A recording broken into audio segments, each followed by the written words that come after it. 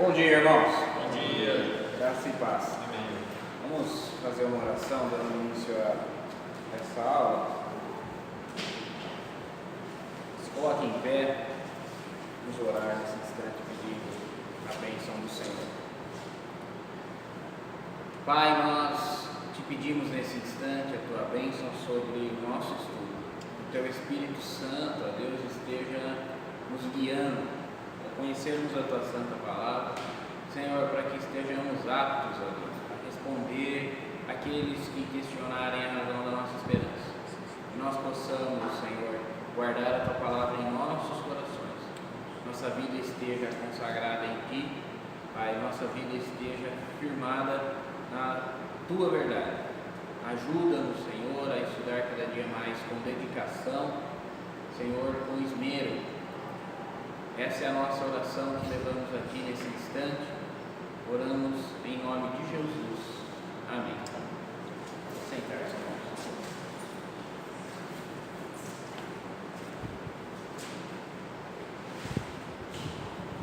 Falamos semana passada, na primeira lição, sobre a fé. Primeira verdade negociável do que nós tratamos, é a questão da fé, se ela é importante ou se ela é secundária. Se ela é secundária, tanto faz a minha fé como a fé do outro, assim sucessivamente.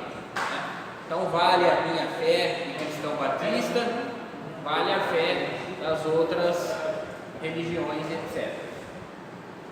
Mas se ela é importante, então existe uma fé que é verdadeira e todas as demais não são.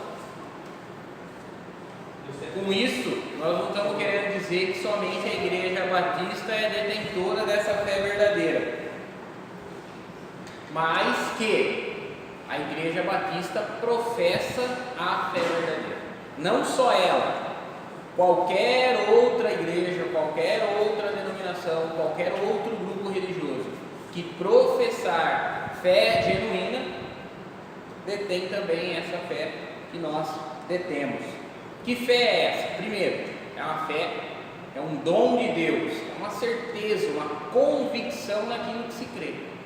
Porém, o que diferencia a fé verdadeira da simples crença que qualquer outro religioso, de qualquer outro grupo religioso tem, é que a nossa fé vem da palavra de Deus. Então, tudo aquilo que nós afirmamos e tudo aquilo que nós professamos, o fazemos fundados na palavra de Deus.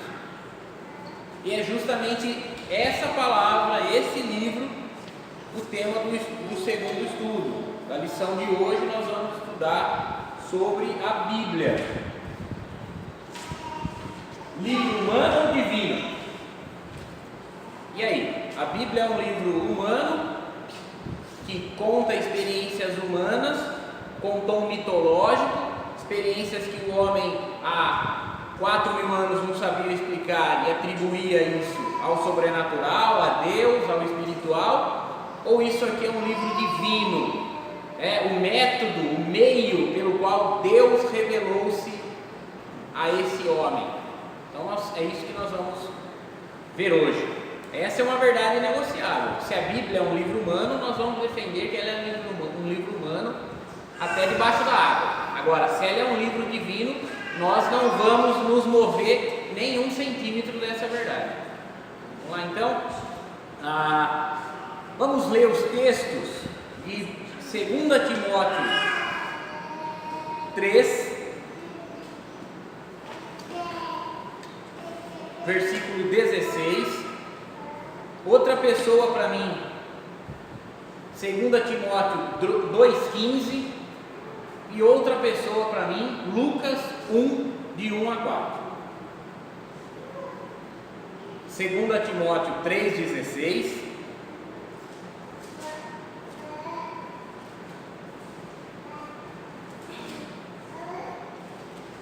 Segunda Timóteo 2,15 e Lucas 1, de 1 a 4.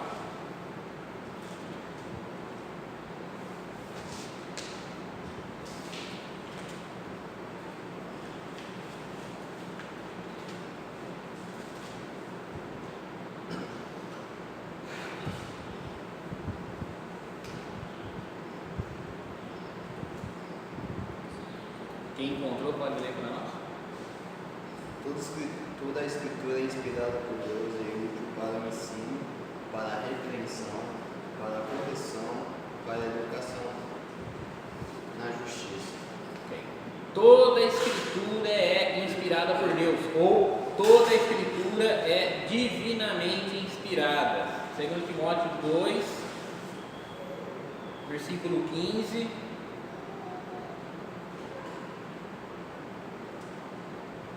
Outra pessoa pode ler para nós? Procura apresentar-se. 2 Timóteo 2,15. Procura apresentar-se a Deus aprovado, como um obreiro que não tem de que se envergonhar, que maneja bem a palavra da verdade. Procura te apresentar como obreiro aprovado, que maneja bem a palavra da verdade. E agora Lucas 1, de 1 a 4. Tendo, pois, muitos repreendidos, conforme a ação dos fatos que entre nós se cumpriram. Segundo nós cumprimos os mesmos presenciaram desde o princípio foi o início da palavra. Pareceu-me também a mim conveniente escrever o excelente Teófilo por sua ordem na frente, já informado minuciosamente de tudo que ele disse, para que conheças a certeza das coisas que já está informado. Então, veja lá, o primeiro texto que nós lemos, de 2 Timóteo 3,16, diz assim: toda a Escritura, não apenas uma parte dela, mas toda a Escritura é inspirada por Deus. Deus é o autor de toda a Escritura. Esse último texto que nós lemos, Lucas, no versículo 3, diz assim: pareceu-me também a mim conveniente descrevê-lo aqui, ó excelente Teófilo, por sua ordem, havendo já me informado minuciosamente de tudo desde o princípio. Ou seja, Lucas está dizendo na sua introdução ao Evangelho, o Evangelho que ele escreve a pedido de um tal Teófilo, ele escreve dizendo o seguinte: eu investiguei, eu minuciosamente averiguei, eu fiz um trabalho de investigação histórica e estou aqui relatando para você todas as informações que eu coletei daquelas pessoas que foram testemunhas oculares e foram ministros dessa palavra. Toda a Escritura é inspirada por Deus. Como conciliar isso com o trabalho feito por Lucas, por exemplo, onde ele admite que ele procurou investigar tudo aquilo que havia acontecido entre Jesus e os discípulos. Trabalho humano na composição da Escritura, trabalho humano na produção do texto bíblico com a inspiração divina. É isso que o estudo vai trazer para nós, como conciliar essas duas coisas e como nós devemos nos portar. Aí sim o texto que nós lemos lá de 2 Timóteo 2,15. Como nós, reconhecendo a natureza divina e humana desse livro e como isso se relaciona, qual o grau de divindade, qual o grau de humanidade, como é que nós devemos nos portar então como esses obreiros aprovados que manejam bem a palavra da verdade. Vou lá para a revista aqui na página 16.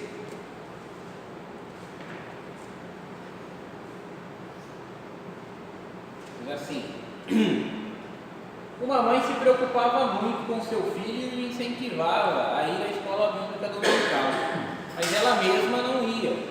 Era daquelas que dizem: faça o que eu digo, mas não faça o que eu faço. Todos os domingos, na hora do almoço, perguntava ao filho como tinha sido a escola bíblica. Queria saber de tudo com detalhes. Certo dia, o menino já estava um pouco cansado e chateado com aquela prova de conhecimento e teste que sua mãe impunha, e ela mais uma vez perguntou: como foi a lição hoje, meu filho? Respondeu: mãe, uma coisa linda, você precisava estar lá. A mãe, é claro, se empolgou mais. Conta, quero saber. Pois bem, hoje a lição foi sobre Moisés e a saída do Egito. Sim, conta, disse a mãe. Então vou resumir. A professora disse que Moisés, o grande líder, saiu do Egito com o povo de Deus, mas tinha diante deles o Mar Vermelho, não podia atravessar. O que Moisés fez? Conta, meu filho, dizia a mãe entusiasticamente. Meu Deus, para que colocar uma palavra dessa difícil? Dizia a mãe entusiasmada. Então a professora disse que Moisés pegou o celular, ligou para a engenharia de Israel. A mãe foi ficando assustada. Espera, mãe, você ainda não viu nada. Chegaram então os engenheiros, construtores, montadores, enfim, todos os profissionais, e construíram uma moderna ponte sobre o mar, e o povo começou a atravessar. Em seguida, o exército inimigo vinha atrás para pegar o povo de Deus. Então Moisés novamente pegou o celular, ligou para o Ministério da Defesa de Israel, e em questão de segundos chegaram modernos aviões de guerra que jogaram bombas e destruíram a ponte e os egípcios. A mãe já estava em apuros, espantada, e com voz trêmula disse: eu não acredito que a professora disse isso, meu filho. O menino respondeu: minha mãe, se você não acredita que foi assim, se eu realmente disser como aconteceu e como ela ensinou, é que você não vai acreditar mesmo. Afinal, cremos ou não no que a Bíblia diz? A Bíblia é realmente a palavra de Deus para você ou não? Mais do que nunca estamos precisando de crentes que creem na inerrância da Bíblia. O mundo pode questionar, a ciência pode querer desfazer, o liberalismo pode querer desfigurar, não importa, precisamos ficar bem firmes e forte, precisamos fincar bem firme e forte esse fundamento em nossa vida. A Bíblia é a palavra de Deus.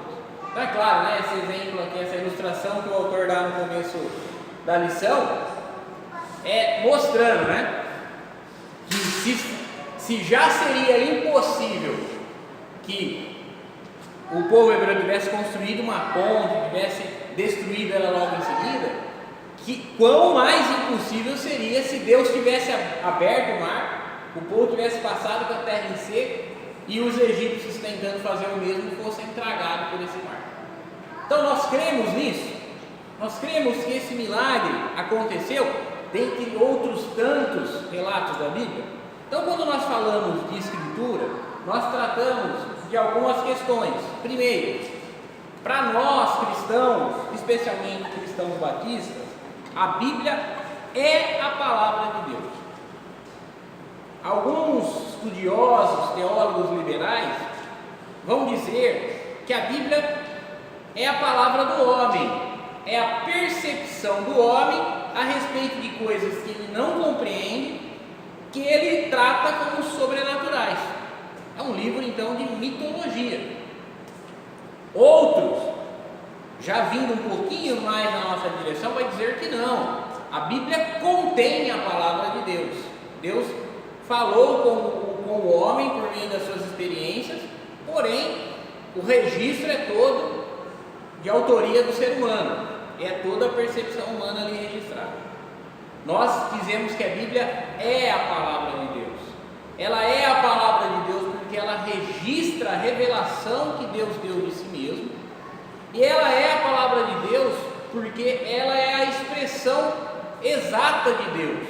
Depois, como a revelação é progressiva, depois lá no Evangelho de João, a gente vem a descobrir que a palavra de Deus finalmente encarnou na pessoa de Jesus. Então, essa maneira com que Deus escolheu revelar-se à humanidade é única, é ímpar. Nenhuma outra religião, nenhuma outra civilização, nenhuma outra cultura tem um livro como a Bíblia. Alguns podem vir mencionar, por exemplo, o Islã, que tem o Corão, mas a gente tem que pensar que o Islã é uma religião tardia, né? O Islã é uma religião do ano 600 depois de Cristo. Então, os judeus já tinham a Bíblia, os cristãos já tinham o Novo Testamento quando Maomé diz ter recebido as revelações no Corão. Então, antes de Cristo, nenhuma civilização tinha um livro como nós temos a Bíblia. Nós dizemos que a Bíblia é inerrante no sentido dela estar livre de conter erros. Ou seja, o texto bíblico foi preservado de conter erros. Embora os homens que a escreveram eram homens falíveis, que erravam, Deus, no processo de inspiração, preveniu esses homens de cometer erros ao escreverem a sua palavra. Então, apesar de Davi não ser um homem perfeito, ele ter pecado no caso de Batseba, de Urias, no caso do censo de ter contado o povo lá, quando Davi escreve os Salmos, ali Deus o conduz, inspirando e preservando de que aquela natureza pecaminosa dele influenciasse na Escritura. Nós também dizemos que ela é infalível, e infalível e inerrante não é a mesma coisa, são coisas diferentes. Inerrante significa que ela está livre de conter erros nela própria, e infalível quer dizer que ela não erra naquilo sobre o que ela trata.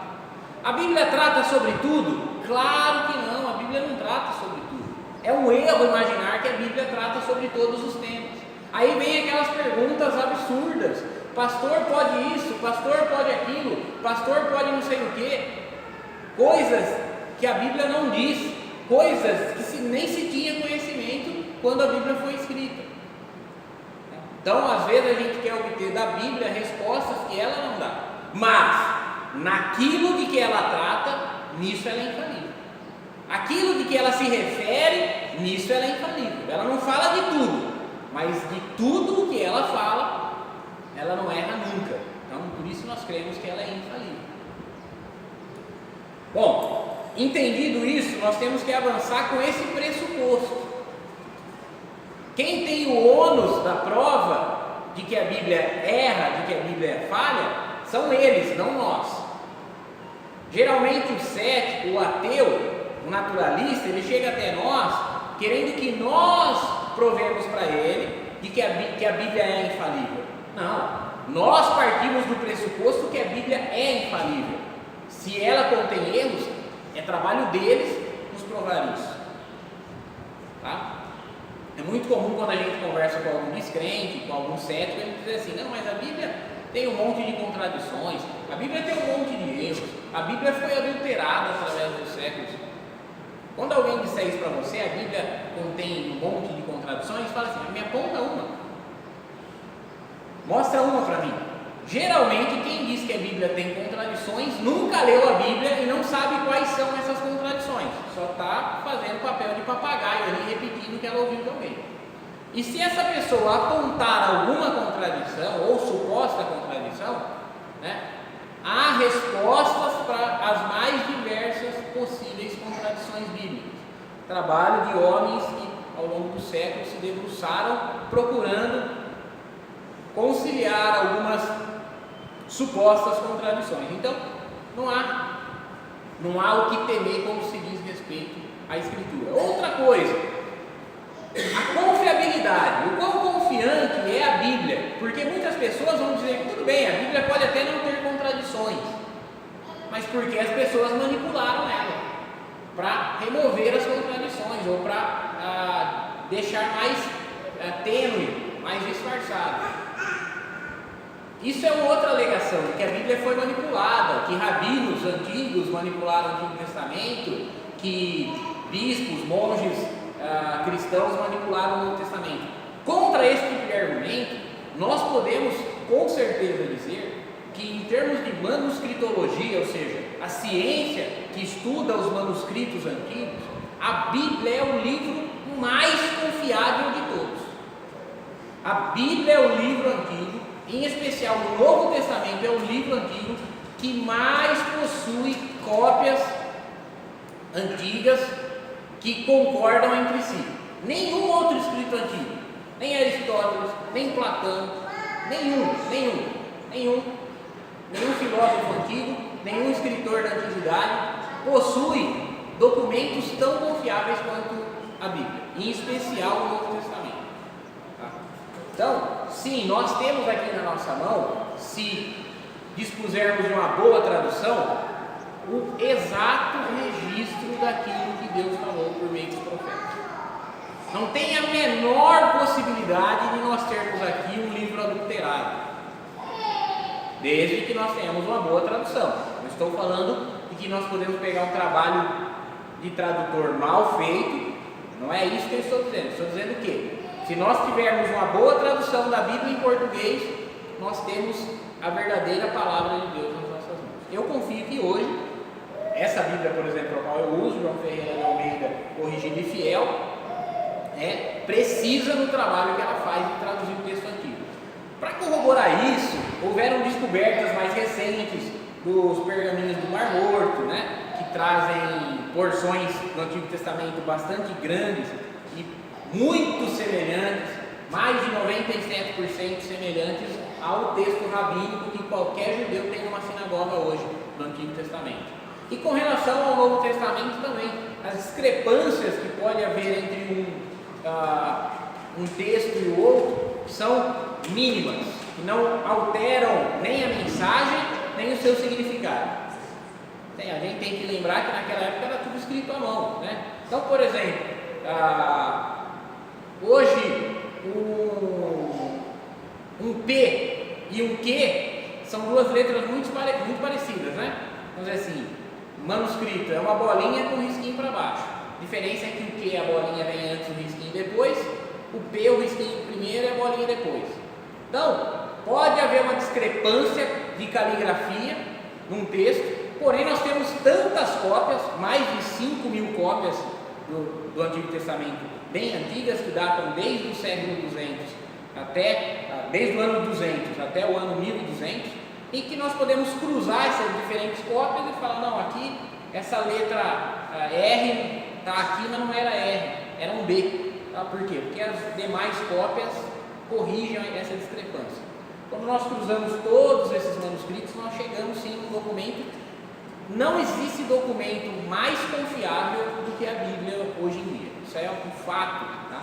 Nós não estamos aqui discutindo isso. Isso é um fato. Eles, né, os céticos, os ateus, os descrentes, que têm o ônus da prova.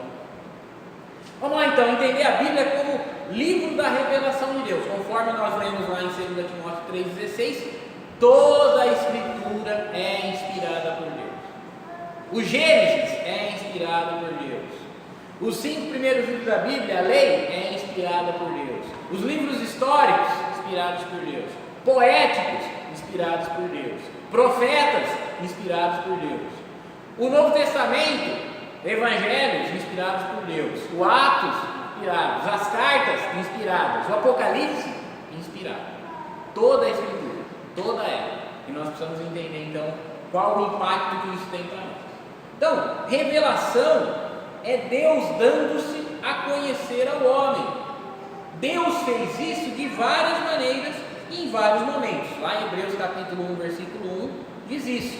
Havendo Deus antigamente falado muitas vezes, de muitas formas, aos antigos, por meio dos profetas, para nós, ultimamente, falou-nos através do seu Filho. Então Deus falou com a humanidade muitas vezes e de muitas formas, em vários momentos diferentes. Paulo diz que as Escrituras são divinamente inspiradas. Acho que aqui o camarada que digitou colocou esse plural errado. Que a Escritura é divinamente inspirada. Deus inspirou pessoas a escreverem a sua revelação. O escritor aos Hebreus confirma isso lá. Havendo Deus antigamente falado muitas vezes, de muitas maneiras, aos pais pelos profetas, a nós falou-nos nesses últimos dias pelo Filho. Também encontramos a revelação de Deus na natureza, em sua obra criada. Conforme o salmista diz, os céus manifestam a glória de Deus e o firmamento anunciam as obras de suas mãos. Aqui um detalhe muito importante. Deus revelou-se para nós por meio da Bíblia. Essa é a revelação especial de Deus. Revelação especial de Deus. Por exemplo, é quando eu tenho um diálogo franco com o arquiteto. Eu sento-me com o arquiteto na mesa e discuto como é que ele elaborou esse prédio, como é que ele pensou nessa janela, etc. Essa é a revelação especial. É um diálogo pessoal com o autor. Porém, uma pessoa que não conhece o arquiteto, uma pessoa que não conhece o autor, uma pessoa que não conhece quem fez essa construção, quando passa ali na rua e vê essa construção, ela não pode dizer, ninguém construiu isso, só apareceu aí sozinho. O fato de ter esse prédio aqui pressupõe que houve um construtor. que houve um arquiteto, que houve um projetista. Isso é o que nós chamamos de revelação natural ou teologia natural. Observando a criação, qualquer ser humano, em qualquer momento da história, ainda que ele não conheça o seu Criador, ele sabe que isso tudo que está aqui foi criado. Isso tudo que existe ao nosso redor não pode ser obra do acaso. Os ajustes são muito finos, os encaixes são muito perfeitos, as condições para que tudo que existe ao nosso redor exista são muito específicas. Um pouquinho mais para cá, um pouquinho mais para lá, um pouquinho mais disso, um pouquinho menos daquilo, e não haveria vida e não haveria existência. Então, essa é a revelação natural, né? Paulo também vai nos falar dessa revelação natural lá em Romanos capítulo 1, dizendo que todo homem está indesculpável diante de Deus, porque a criação testifica de Deus. Beleza?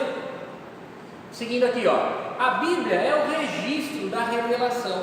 Então, Deus revelou-se, essa conversa, a mesa com o arquiteto de todas as coisas, produziu a Bíblia. A Bíblia é o registro disso, dessa conversa de Deus com o homem. A Bíblia é a palavra de Deus.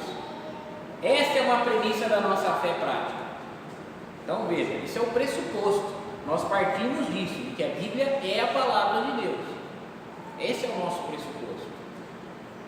Nós não estamos buscando nela provas de que ela é a palavra de Deus. Nós cremos que ela é. Nós buscamos nas coisas e na nossa experiência aquilo que corrobore, aquilo que concorde com ela. Porque nós partimos da premissa de que ela é a palavra de Deus. Distorcer esse fundamento é o mesmo que esvaziar ou derrubar todo e qualquer postulado da nossa fé. Lembra que nós falamos semana passada que a fé ela é primordial, ela é fundamental, ela não é secundária. A fé não é uma questão secundária, que pode ser a minha fé, a fé do fulano, a fé do Beltrano, a fé do ciclano.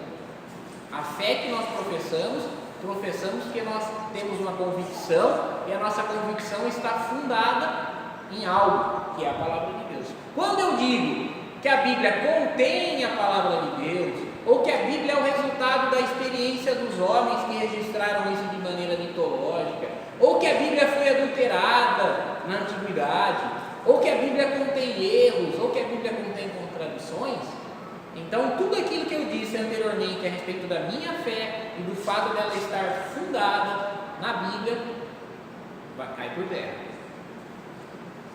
Então eu preciso crer que a Bíblia é sim um livro inspirado por Deus, inerrante e infalível, para que então aquela afirmação anterior que eu fiz a respeito da minha fé tenha força e não seja facilmente comovida, não seja facilmente abalada.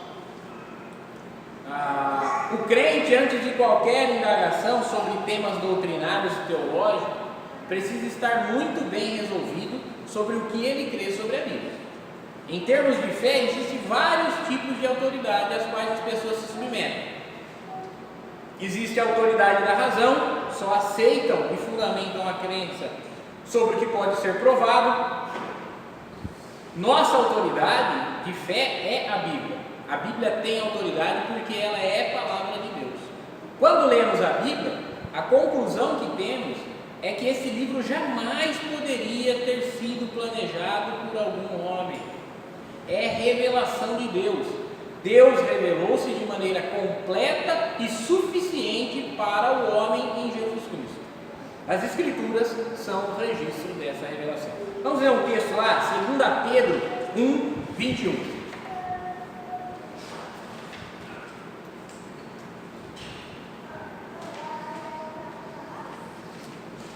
Segunda Pedro,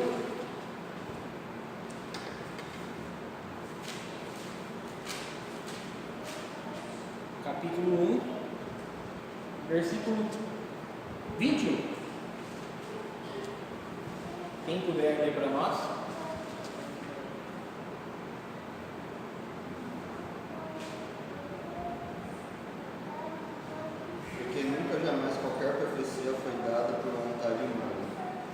Portanto, homens santos falaram da parte de Deus movidos pelo Espírito Santo. A profecia nunca foi produzida pela vontade do homem, mas homens santos falaram movidos pelo Espírito Santo. Irmãos, é importante a gente entender o seguinte: eu já cometi esse erro. Esse erro é um erro que o cristão imaturo por vezes comete, que é entrar em debates doutrinários, debates teológicos, acalorados, sem nunca ter lido a Bíblia toda. Então hoje, com a possibilidade que a internet, as redes sociais nos dá, você entra no Facebook da vida, você passa nervoso, porque você vê lá um monte de meninos imaturos, né, discutindo questões de fé que são das quais depende a vida ou a morte dos pecadores, mas são meninos que nunca leram a Bíblia toda, que não têm uma vida de oração, que não têm uma vida, que não se aplicam em fazer a vontade de Deus de maneira prática, estão ali só debatendo temas que dessa forma tornam-se irrelevantes. Nós estamos aqui estudando a Escritura, a escola bíblica, nós estamos aqui querendo crescer, mas para quê? Qual o objetivo? Irmãos, tudo que nós fazemos precisa ser para a glória de Deus. E como é que Deus é glorificado? Através da pregação do Evangelho, do avanço do seu reino, da conversão de pecadores. Nada tem sentido nenhum, nada que nós façamos tem o menor sentido se o resultado não for esse: pecadores se convertendo, vidas sendo transformadas, né? Almas sendo salvas do fogo eterno. Nós nos debruçamos na Escritura, nós a estudamos, nós a investigamos. Não, essa é uma coisa que eu estava pensando ontem à noite. Às vezes a gente fica lá deitado na cama fervilhante. Nós precisamos levantar a mão para os céus e dar graças a Deus de uma maneira tão grande, porque no Brasil a vida do crente é tão fácil que nós nos damos ao luxo de estarmos aqui estudando questões da nossa fé. Qualquer crente agora na China, na Coreia do Norte, no mundo árabe, na África, não tem esse privilégio. Para eles, tudo que eles têm que fazer é falar de Jesus e da salvação, do arrependimento, para o máximo de pessoas possível, antes que eles sejam presos, antes que sejam torturados, antes que sejam mortos por causa da sua fé. E nós, porque não somos presos, porque não somos torturados, porque não somos mortos por causa da nossa fé, temos tal privilégio. Agora, quando nós fazemos mau uso desse privilégio, né, nós precisamos pensar o quanto nós estamos sendo injustos com aqueles nossos irmãos. Quando nós estudamos tudo isso, mas não aplicamos isso de maneira objetiva na nossa vida, nós temos que pensar o quanto nós estamos sendo injustos com aqueles nossos irmãos que hoje não têm a mesma liberdade religiosa que nós temos. Então, estamos aqui estudando se a Bíblia é ou não a palavra de Deus, porque isso é fundamental para tudo que vai desenrolar a respeito da nossa fé. Por quê? Porque se nós crermos assim, que a Bíblia é a palavra de Deus, que ela é inerrante, que ela é infalível, então ela é fonte de tudo aquilo sobre o que nós formos argumentar. Sobre pecado, nós vamos buscar na palavra de Deus. Sobre redenção, salvação, graça, vamos buscar na palavra de Deus. Sobre vida prática, família, cotidiano, trabalho, nós vamos buscar na palavra de Deus. É importante, como o autor diz aqui, antes de qualquer outro debate, antes de qualquer outro assunto, nós estarmos seguros de o que é que nós cremos a respeito da Bíblia. Ela é a palavra de Deus para nós, sim ou não? Disso vai depender tudo que nós afirmarmos a respeito dela e da nossa fé. Vamos lá então, seu aspecto divino é compreendido em sua unidade, em sua atualidade, em seu poder transformador. Então, a Bíblia eu creio que a Bíblia é a palavra de Deus, não porque nenhum homem me diz isso, nem porque nenhum pastor, nem porque nenhum concílio de pastores, nem porque nenhuma autoridade humana diz que ela é, eu creio que ela é. Eu creio que ela é porque ela dá testemunho de que ela é, ela própria. Através desses três aspectos que o autor enumera aqui. Primeiro, a unidade dela, ela toda, um livro que foi escrito por 40 autores diferentes, em 3 continentes diferentes, e ao longo de 1500 anos, tratam de um mesmo assunto, tem uma coesão, tem um núcleo duro do que é que está sendo dito: a redenção da humanidade. De Gênesis capítulo 1 a Apocalipse, tudo que a Bíblia está dizendo diz respeito a como Deus amou a criatura e como Ele a quer resgatar da condenação eterna. Essa é a primeira evidência a favor de que a Bíblia é um livro inspirado por Deus. A segunda é a atualidade. Ela é um livro histórico que tem 2000 anos, né? Completa, como nós temos ela aqui, 2000 anos. Então vamos lá, a Bíblia levou 1500 anos para ser composta. Vamos pensar aqui nos números: 1500 anos. Quando Moisés começou a escrever lá no Monte Sinai, até o dia em que João escreveu o Apocalipse na ilha de Patmos, 1500 anos. Ela descreve uma história de um período de 4500 anos, que Moisés, embora tivesse começado a escrever lá no Sinai, ele começa descrevendo o início de todas as coisas. Está contando a história de 1400 anos da humanidade, certo? Para nós termos ela assim completa, ela levou ainda outros 300 anos. Só no ano 325 é que chegou-se num consenso de quais livros do Antigo e do Novo compunham isso, porque existem um monte de outros documentos que não entraram para o catálogo, porque ou eles contêm erros internos ou externos, né?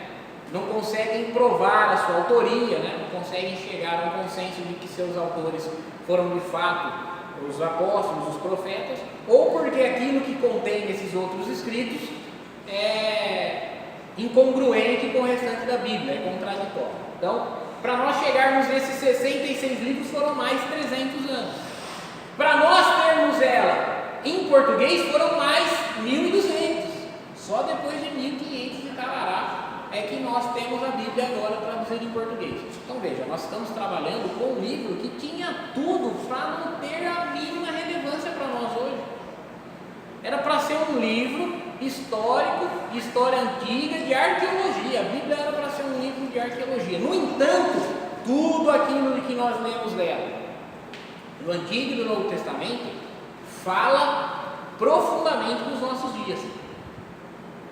Se nós olharmos o momento político que o Brasil vive hoje, de um panorama bíblico, nós vamos perceber que a Escritura fala algo a respeito disso. Se nós olharmos os avanços científicos do panorama bíblico, nós vamos ver que a Escritura fala sobre isso. Claro que a Bíblia não fala sobre vacina, que a Bíblia não fala sobre microscópio, não é isso. Então isso, um panorama, uma visão, né? A visão do todo, nós vamos ver o que a Bíblia fala. Irmão Francisco. Então, real, se você pegar um livro de guia hoje, o que é que você vai ver? Tem que ser hoje. Você pega um livro de guia, dá uma olhada para você ver. O que está acontecendo hoje, no mundo, não é só no mundo, é o que aconteceu lá atrás. Deus está falando, olha aqui, olha. Exatamente. Toda a Escritura, né? Nós acabamos de estudar agora a última escola bíblica, o livro do Apocalipse. Vamos dizer assim, o livro é a revelação mais recente que nós podemos ter, né? O Apocalipse, mas mesmo assim, ela está distante de nós 2000 anos. E ela fala exatamente das coisas que nós vivemos hoje, dos sinais que nós observamos hoje, e os profetas a mesma coisa. E toda a Escritura tem essa qualidade. Segundo ponto a favor de que a Escritura é divinamente inspirada é a atualidade do assunto que ela trata. E em terceiro, o poder transformador, irmão, porque eu nunca vi ninguém mudar de vida lendo a revista Veja nem a revista Isto É. Nunca vi ninguém sair do crack porque leu a revista Isto É. Mas a gente conhece inúmeras histórias de vidas, de transformação de vidas, de pessoas que, ao conhecerem o que a Bíblia diz, tiveram suas vidas transformadas de uma maneira que homem nenhum, que escritor nenhum, que obra nenhuma poderia realizar. Isso não só quando um craqueiro sai do crack e passa a viver de novo, mas a própria transformação das nossas famílias, nós educarmos nossos filhos para a glória de Deus, né? E quando nós vemos, infelizmente, a estrutura familiar que se tem hoje, né? Basta você sair numa escola aí, ó, entrar numa sala de aula e perguntar quantos ali moram com o pai e com a mãe, você já vai ver que quem tem hoje a possibilidade de cultivar uma família tradicional, educar filhos para a glória de Deus, tem isso graças ao poder que a Escritura tem de transformar a vida das pessoas. Beleza? Vamos lá, a Bíblia é um livro divino? Sim, mas é um livro humano também, né? Nós lemos lá em Lucas capítulo 1, que o Lucas estava dizendo, muitas pessoas já tentaram, né, já empreenderam registrar os fatos que ocorreram entre Jesus e os apóstolos. Eu também achei que eu deveria me dedicar a investigar e minuciosamente averiguar os fatos. Então, o Lucas teve um trabalho de investigação. Diferente, por exemplo, de João, que teve um arrebatamento de sentidos, desmaiou, foi levado em espírito para o céu e viu as coisas e só escreveu quando ele acordou nesse sonho. Lucas não. Lucas não teve um arrebatamento de sentidos, não teve visão com nada, não teve sonho com nada. Lucas foi. Entrevistou o Pedro, entrevistou o Marcos, entrevistou as pessoas que viviam em Jerusalém, e compôs o evangelho dele através de um processo humano de investigação. Então, aproximadamente 40 homens, inspirados por Deus, escreveram a Bíblia durante um período de aproximado de 1600 anos. Esses homens receberam a capacitação para escreverem a revelação. Os livros que compõem a Bíblia foram escritos em lugares diferentes, como o deserto, o Egito, a Palestina, a Ásia, Roma, etc. E em diferentes épocas. Alguns há séculos antes de Jesus nascer, outros no primeiro século já da era cristã. Os escritores eram de condições sociais e econômicas diferentes, tais como reis, pescadores, boiadeiros, etc. Deus se utilizou do conhecimento e da experiência de cada um destes, sob a direção do Espírito Santo, para que sob a direção do Espírito Santo pudessem escrever a palavra de Deus. Então, como nós vimos lá em 2 Pedro 2,21, homens santos de Deus escreveram movidos pelo Espírito Santo. Apesar de toda a complexidade da sua formação, a Bíblia é um livro divino. Deus dirigiu sua composição para que tivéssemos de forma perfeita, harmoniosa e com tremenda unidade a comunicação escrita da sua vontade. A Bíblia é um livro humano, no sentido de homens terem feito parte do projeto de Deus. Mas a Bíblia é um livro essencialmente divino, por se tratar da revelação do Senhor. Então, irmãos, a Bíblia é um livro divino, porém em linguagem humana. A Bíblia é um livro divino em linguagem humana. Deus instrumentalizou a composição, a confecção da Bíblia através desses homens, levando em conta a personalidade desses homens, levando em conta a origem desses homens. Então, quando Davi escreve, Davi, que era pastorzinho de ovelhas, se tornou um guerreiro, se tornou rei de Israel, Davi tem uma bagagem, tem uma experiência, Davi tem um estilo de escrever e Deus leva isso em consideração. Quando Paulo escreve, Paulo, que é um doutor da lei, fariseu de fariseus, né? Que teve uma experiência de ser perseguidor da igreja, depois converte-se de maneira fantástica no caminho de Damasco, passa a ser perseguido, o perseguidor passa a ser perseguido. Quando Paulo escreve, Deus leva em conta essa experiência, essa bagagem trazida por Paulo, e obviamente, se nós formos comparar o estilo literário de Paulo ao estilo literário de Davi, diferem um do outro. Porém, se nós observarmos sobre o que eles escrevem, eles estão tratando de um assunto que é coeso, que é comum. Né? A forma com que escrevem são diferentes porque Deus leva em conta a personalidade e a experiência de quem escreveu. Nós não podemos ser tentados a achar que os escritores eram máquinas de escrever espiritual, né? Igual psicografia, né? O cara vai lá e psicografa a coisa. Não é assim que Deus agiu, né? O Espírito Santo não possuiu ninguém para psicografar a escritura. Na verdade, Esses homens escreveram sob a orientação do Espírito Santo, sem que, contudo, anulasse a experiência e a natureza, a bagagem que eles próprios tinham de vida. Vamos lá, 3. A Bíblia é um livro para ser entendido. A importância do texto de 2 Timóteo 2,15. Pedro, o apóstolo, diz em sua carta que existem pontos difíceis de serem entendidos na Escritura. Pedro está se referindo principalmente aos escritos paulinos, aos escritos de Paulo. E não faz sentido Paulo, fariseu, doutor da lei, educado na escola de Gamaliel, claro que ele escreve de uma maneira muito mais complexa, né? Claro que ele emprega um estilo literário mais complexo, é um estilo literário inclusive complexo para nós, né? A gente chama isso, a maneira com que Paulo escreve, de digressão. Digressão é o seguinte: ele está tratando de um assunto, ele toca em outro ponto, ele para aquele primeiro raciocínio, vai falar, abre um parênteses ali para falar do que ele estava falando, depois ele volta para o primeiro assunto. Isso complica na hora de nós lermos.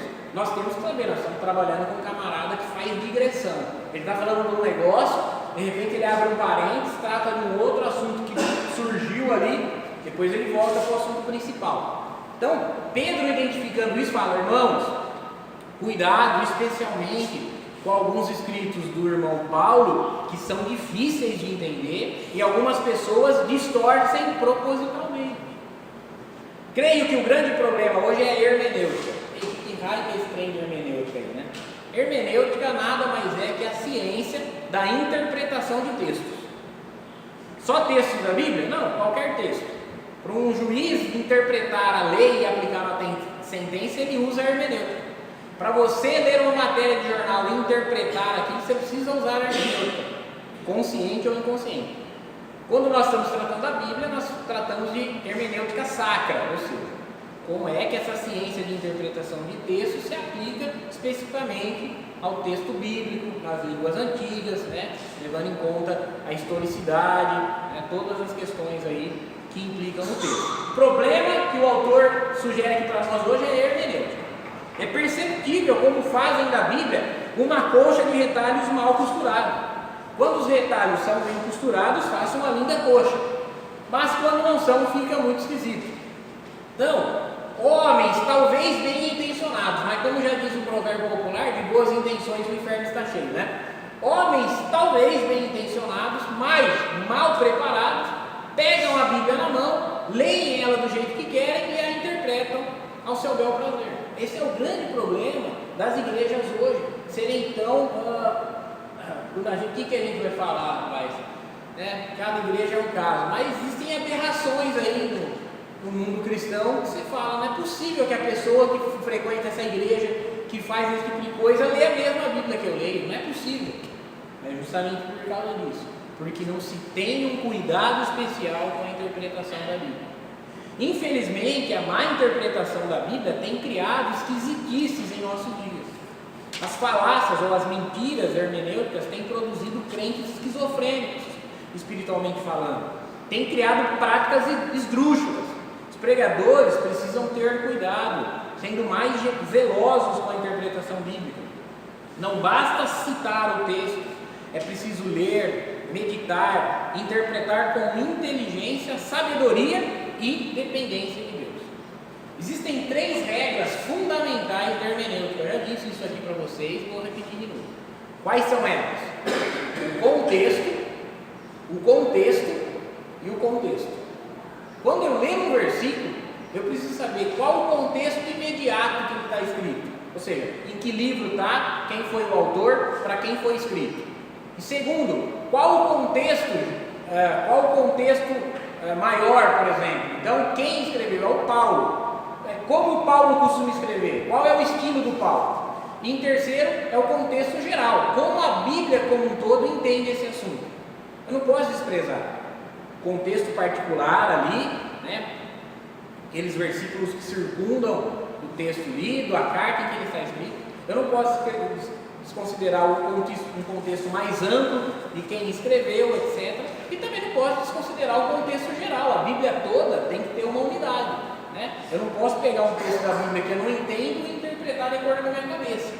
Eu preciso procurar em outro lugar na própria Bíblia como esclarecer pontos difíceis. Bom, Pedro diz que ela não é de particular interpretação, segundo Pedro 1,20. Nós lemos o 21, no 20 ele diz assim: sabendo antes de qualquer coisa que a profecia não é de particular interpretação. Ela nunca foi produzida por vontade do homem, mas homens santos falaram ouvidos pelo Espírito Santo. Então veja, geralmente os católicos nos acusam de livre interpretação. Eu não sei se hoje em dia isso é muito comum, né? Mas se você conversar com um católico que tem um pouquinho mais de garbo, um pouquinho mais de bagagem, ele vai dizer que ele vai nos acusar de livre interpretação. Os evangélicos interpretam a Bíblia como quer. Nós não. Só os bispos interpretam a Bíblia e nós aceitamos. Isso é uma mentira, isso é uma falácia, tá? Isso é um espantalho. O que os evangélicos e desde lá da Reforma Protestante defendem é o livre exame das Escrituras. Não é qualquer um que pode interpretá-las, qualquer um pode conferir o que está sendo interpretado. É preciso ter o mínimo de preparo, é preciso ter uma boa alfabetização, é preciso ter noção de que esse livro que nós temos aqui em português não foi escrito em português.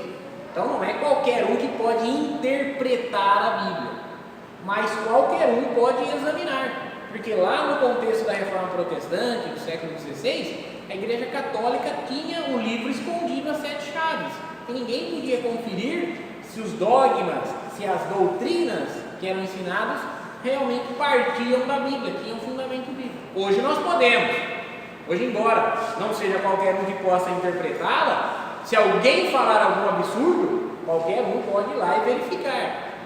E com um pouquinho mais de preparo e com um pouquinho mais de paciência dizer, não, isso aí que esse pastor está falando tem nada a ver, ele está confundindo pires de oliveira com pratinho de azeitona, não tem nada a ver uma coisa com a outra.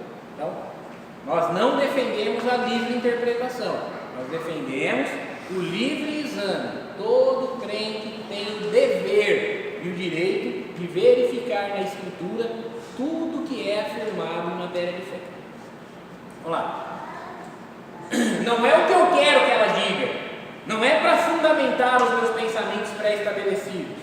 Paulo diz que é preciso manejar bem a palavra da verdade, é preciso saber manusear a palavra da verdade. É assim que se torna um bom obreiro do Senhor. Manejar a palavra da verdade é hoje o grande desafio do intérprete. Algumas indicações sobre a interpretação da Bíblia, algumas indicações sobre a interpretação nos indicam que a Bíblia é o seu próprio intérprete. A Bíblia interpreta a Bíblia. Esse é um dos princípios hermenêuticos. Então, os textos obscuros, mais difíceis, precisam ser interpretados à luz dos textos mais fáceis. Não se pode desprezar o contexto escriturístico, bem como o contexto cultural, e aqui eu acrescento, e o contexto geral da Bíblia. Não são as experiências minhas hoje que determinam o texto, e sim a Bíblia que interpreta as minhas experiências pessoais. Então, existem igrejas que todo tipo de esquisitice e de coisa esdrúxula é aceita porque as pessoas não têm coragem de questionar a experiência do outro. Não têm coragem de averiguar, de verificar se aquilo que está acontecendo no meio da igreja tem algum fundamento bíblico. É justamente isso que nós devemos fazer. Ver se isso que nós estamos praticando, se isso que nós estamos vivendo, se isso que nós estamos experimentando é conforme a Escritura. Porque se não for, tem que ser rejeitado, né? Tem aquela frase atribuída a Lutero que diz: todo ensino que não é conforme a Escritura tem que ser rejeitado, ainda que faça chover milagres todo dia. Não importa se é uma coisa que tem produzido experiências, sobrenaturais. Se não for o padrão bíblico, precisa ser rejeitado. Nem todos os atos e atitudes dos personagens bíblicos devem ser repetidos por nós. É preciso saber se existe algum mandamento, princípio ou ensino que nos leve a repetir os seus atos. Um exemplo disso: o Abraão mentiu 2 vezes a respeito da Sara ser sua irmã. O Abraão é o pai da fé, então eu tenho que às vezes, quando tentando dar uma mentidinha para livrar minha barra. Não, a Bíblia é um livro que ela não esconde os defeitos, as características dos personagens que ela narra. A Bíblia ela não é um livro que ela quer maquiar o caráter de Davi, o caráter de Abraão. Pelo contrário, ela escreve aquilo que de fato ocorreu. Mas nós precisamos entender, esse texto, ele é descritivo, ele está descrevendo algo que aconteceu, ou ele é prescritivo, normativo, ele está dizendo para nós fazermos algo. O problema é que as pessoas pegam lá, Jesus retirou-se e foi orar no monte. O lugar de orar é no monte, porque Jesus foi orar no monte. Não, esse é um texto descritivo, está descrevendo que Jesus foi orar no monte. Agora, nós temos um texto normativo, prescritivo. Qual? Mateus 6. Tu, quando orares, entra no teu quarto. Aí é Jesus dando uma ordem. Quando orar, entra no teu quarto. Aí alguém pode questionar: Senhor, mas se o Senhor está mandando eu entrar no meu quarto, fechar a minha porta, por que o Senhor não fez isso? Porque quando ele tentava fazer isso, o pessoal arrancava o telhado da casa para entrar dentro da casa e que ele fizesse algum milagre. O jeito de Jesus orar secretamente era retirando-se no monte, indo aos desertos para orar. Não quer dizer que nós tenhamos que fazer o mesmo. Nós temos que orar em secreto. E Jesus disse que isso é possível entrando no nosso quarto, fechando as nossas portas, falando com o nosso Pai que vem em secreto. É preciso que entendamos as promessas. São para todos ou foram promessas particulares já cumpridas? Um exemplo disso, um exemplo disso é o carcereiro, né? Lá a passagem de Paulo e Silas na prisão, a promessa que Paulo faz para o carcereiro: crê no Senhor Jesus, será salvo tu e a tua casa. Aquilo lá vale para todos?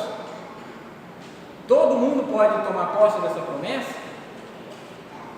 Se sim, por que não são todas as famílias que servem completamente a Cristo? Minha mãe não serve a Cristo ainda. Tem familiares meus que não servem a Cristo. E eu creio em Jesus. Então aquela promessa é para todos? Ou aquela promessa é para o carcereiro, diante daquelas circunstâncias? E sim, pode até ser para outros.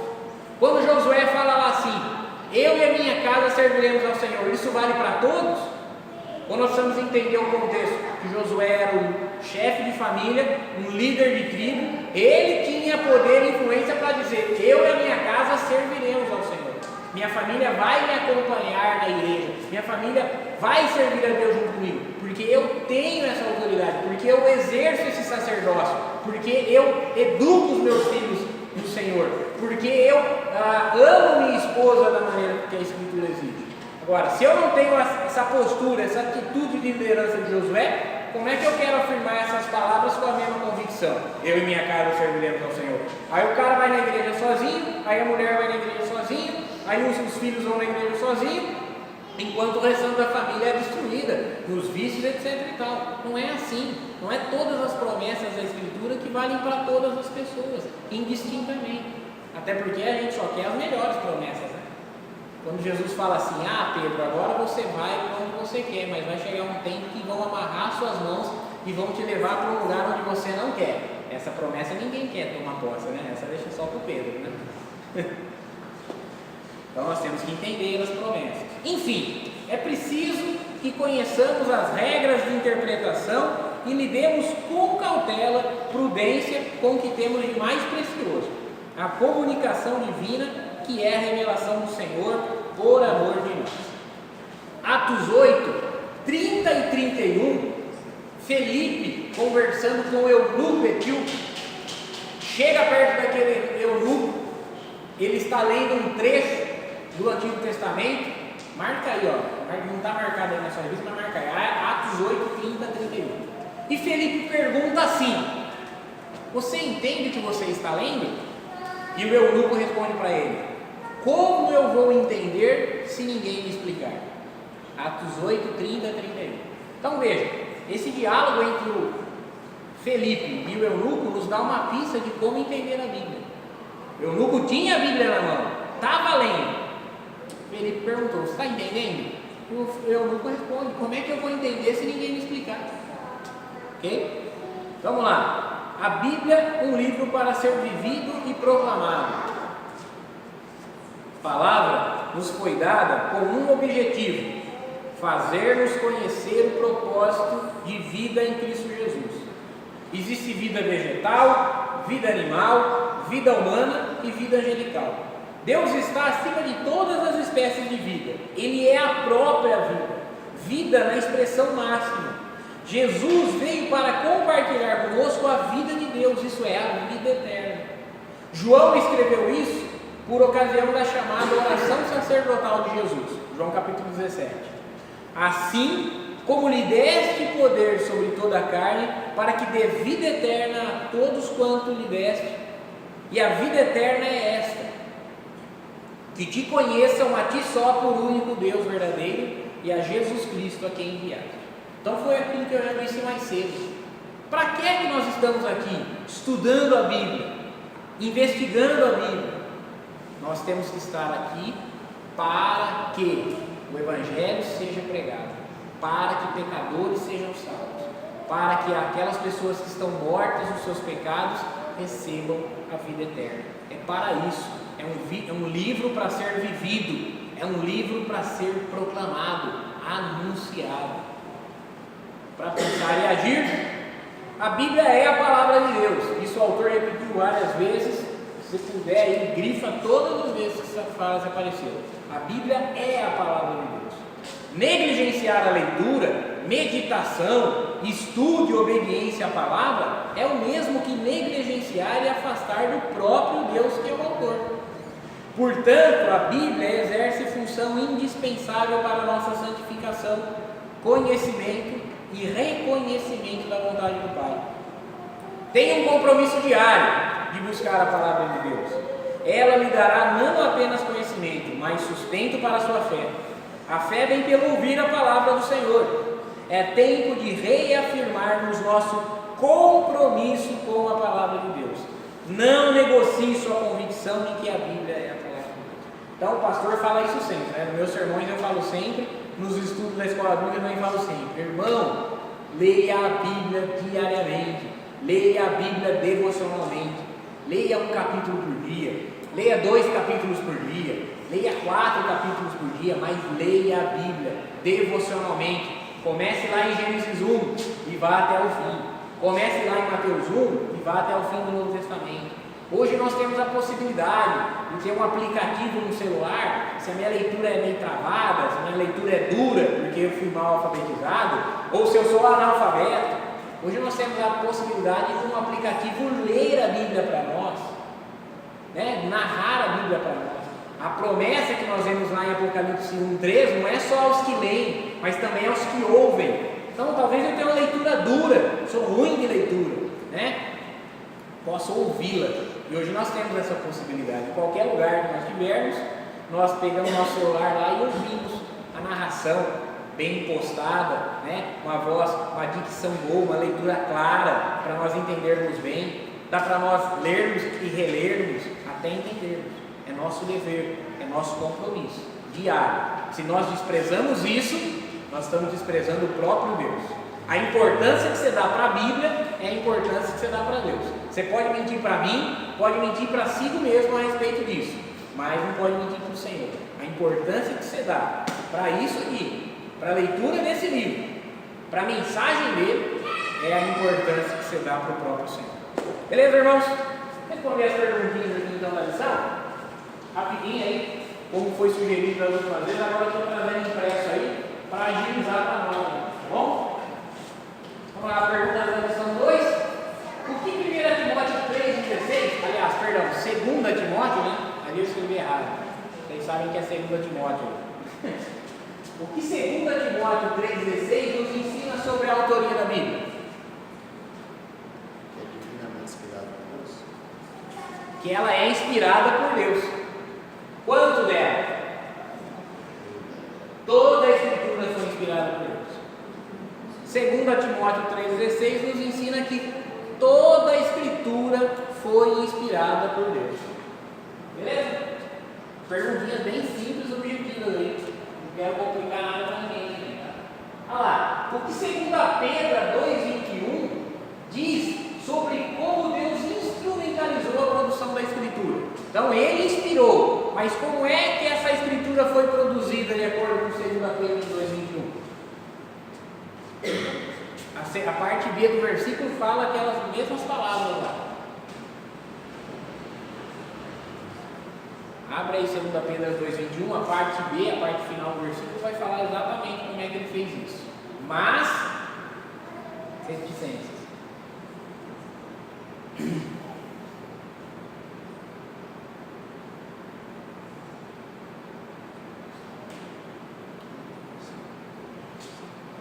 Dois não, é um, né? Errei ali também na hora de digitar? O nosso aqui diz um, mas É um? Errei ali também, desculpa. É um. Errei ali na hora de digitar no PowerPoint. É um. É um. 2 Pedro 1,21. E como fala aí o texto, a parte B do versículo? Homens santos falaram da parte de Deus movidos pelo Espírito Santo. Isso aí. Homens separados, santos ali significa separados, escolhidos para esse propósito. Homens separados por Deus escreveram inspirados pelo Espírito Santo. Foi assim que Deus instrumentalizou. Ele inspirou, mas ele usou pessoas especiais, especialmente escolhidas para esse propósito. Bom? Tem mais? O que Atos, e eu acertei na referência bíblica, né? Depois as outras eu corrijo. O que Atos 8, 30 e 31 nos ensina sobre a interpretação da Bíblia? Aquele diálogo do eunuco com Felipe.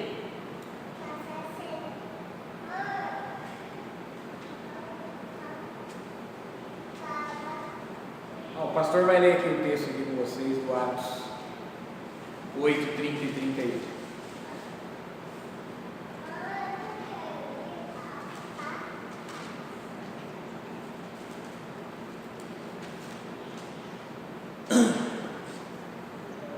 Correndo Felipe, ouviu que ele lia o profeta Isaías e lhe disse: entendes tu o que lês? E ele disse: como poderei entender se alguém não me ensinar? E rogou a Felipe que subisse e se assentasse com ele. O que esse texto nos ensina sobre a interpretação da Bíblia? O que o eunuco precisava para entender a Bíblia? Isso que nos ensina que para nós entendermos a Bíblia, para entender o significado das Escrituras, precisamos de uma pessoa que nos explique corretamente. Todo mundo precisa disso. O eunuco precisava que o Felipe explicasse. Por quê? Porque o Felipe já tinha sido esclarecido pelo Senhor Jesus. Agora esse eunuco podia chegar lá na Etiópia e explicar para outros que explicassem para outros. O pastor está aqui explicando a Bíblia para vocês domingo após domingo, porque eu sentei para alguém me explicar, porque eu busco, né, explicações para coisas que eu também não entendo. Então, para interpretar a Bíblia, é preciso que alguém nos explique corretamente ela. Senão vira aquela coisa de detalhes tudo sem pé nem cabeça. Né? E a última, depois dessa lição, qual é o nosso dever em relação à Bíblia? Essa não tem uma resposta certa, é uma resposta bem pessoal. O que o autor aqui do estudo nos fala ali no Para Pensar e Agir? O segundo parágrafo aqui começa dando Compromisso de buscar ela diariamente. Tem um compromisso diário de buscar ela. Depois dessa lição, nosso dever em relação à Bíblia é um compromisso diário de ler, meditar, praticar, certo? Se nós sairmos daqui depois de tudo que nós falamos a respeito da Bíblia e continuarmos ignorando, não vai ter jeito. Né? Ler, estudar, meditar, praticar o que a Bíblia nos ensina. Beleza? Dúvidas? Críticas? Sugestões? Perguntas? Semana que vem nós vamos falar então sobre Deus. É a nossa próxima lição. Então, quando diz ali que eu e pecado serviremos ao Senhor, fica complicado, né? Dele que acha, né? Porque eu Sou crente, todo mundo vai acabar sendo. Eu acredito que seja assim. Que a Bíblia nos fala que aquele que aceitar Jesus como Senhor e Salvador, esse será salvo. Vamos pensar no Josué. Quais atitudes, qual a postura de Josué como líder da sua própria família, como líder na sociedade, qual a postura que ele tinha para que ele pudesse afirmar isso? Eu e minha casa serviremos ao Senhor. Então, eu preciso imitar essa postura de Josué. Qual a fidelidade que ele tinha a Deus? Né? Dos 12 espias, só ele e Caleb é que não viram o inimigo, viram a promessa. Então, será que eu tenho essa postura? Será que eu exerço essa liderança? Será que eu tenho essa firme convicção igual a de Josué? Se não, são só palavras jogadas ao vento. Eu, como pastor, 1 Timóteo 3 me dá uma obrigação de ter uma esposa e filhos sujeitos, educados na palavra, senão não posso nem ser pastor. Então eu tenho o dever de olhar para vocês e me desafiar. Eu e minha casa serviremos ao Senhor. As minhas filhas vão ser tementes a Deus, vão ser crianças educadas, serão pessoas humildes, singelas. Minha esposa igualmente. Do contrário, eu não tenho a qualificação necessária para ser um pastor. Mas é fato, nós conhecemos muitas pessoas crentes, piedosas, que realmente se aplicam à vontade de Deus, mas seu marido não serve a Deus, sua esposa não serve a Deus, os filhos não servem a Deus, ou filhos que se convertem e os pais nunca vão vir a servir a Deus. Porque, como a irmã Francisca disse, a salvação é individual. Cada pessoa individualmente precisa crer em Jesus, recebê-lo como seu Salvador. Não é algo que se faz por procuração, porque um pai de família é cristão, a família toda dele está automaticamente salva. Né? Também, pastor, vários pastores, eu, a Timóteo fala bem sobre isso, né? Pastor, mas tem vários pastores também que não conseguem levar assim. Sim, não, é assim, até quando a criança está debaixo da sua tutela, é seu dever de criá-los, educá-los. Depois que cresce, aí cria asa e vai voar, né? Não podemos falar, pastor fulano de tal, o filho dele de 27 anos é estelionatário, então ele não serve para ser pastor. Não, peraí. Enquanto era uma criança, enquanto estava debaixo da tutela dele, eram filhos submissos, bem ensinados, agora já sabe o que é certo e o que é errado, né? A própria Escritura diz que o pai não pode ser penalizado pelos pecados do filho e nem o filho ser penalizado pelos pecados do pai. Mas estou tratando assim, quanto crianças, né? Não pode ter um pastor que não consegue controlar os próprios filhos. Tem 2 filhas, uma de 10 e uma de 5 anos, não tem autoridade sobre elas, como que vai ter autoridade sobre um monte de gente adulta, barbada, cheia de costume, de defeito diferente? Não é verdade? Não é fácil. Então, vocês veem a barra que é ser pastor. Se alguém quer uma vida tranquila, confortável, vai ser engenheiro químico, vai ser médico cirurgião, não vá ser pastor, tá bom? Mas alguém quer acrescentar alguma coisa, irmãos? Não? Vamos orar então e agradecer ao Senhor. Coloque em pé. Oremos, irmãos. Pai, te damos graças. Senhor, obrigado por essa manhã, por essa oportunidade de nos reunirmos e estudarmos a Tua Santa Palavra, com a nossa mente aberta, com reverência, Senhor, buscando compreender o seu significado. Que nós possamos amar, ó Deus, esse livro, possamos amar o autor do livro, possamos, meu Deus, nos aplicar dia após dia a lê-lo, conhecê-lo e proclamá-lo. Pai, abençoe esses meus irmãos, abençoe aqueles que não estiveram aqui hoje conosco. Pai, que nós possamos estar sempre reunidos na Tua presença, para estudar a Tua palavra, para prestar um culto regular. Ajuda-nos a que nós possamos nos dedicar e nos empenhar em realizar isso. Sê conosco, Pai. Despede-nos dos nossos lares, abençoe o nosso domingo e o culto que nós prestaremos a Ti essa noite. É a nossa oração, dirigimos ela a Ti nos méritos e no nome do Teu Filho Jesus Cristo. Amém e amém. A aula está encerrada, irmãos.